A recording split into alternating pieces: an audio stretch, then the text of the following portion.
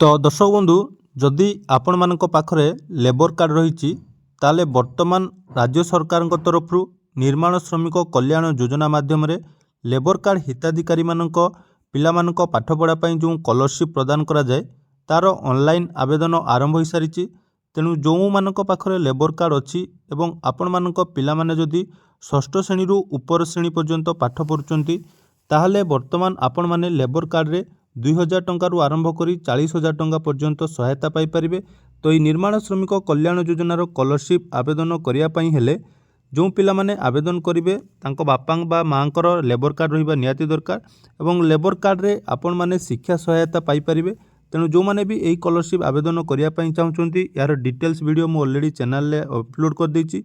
यही स्कॉलरशिप कौन एवं एथिरे को मानकु टंका मिलता है तार जल्दी जल्दी आपण माने लॉन्ग वीडियो देखि दियंतु। यार परवर्ती वीडियो रे आमे केमिति निर्माण श्रमिक कल्याण योजनार स्कॉलरशिप आवेदन करबा से विषय डिटेल्स एवं डेडिकेटेड वीडियो मु आपण मानकु एही चैनल माध्यम रे शेयर करबी।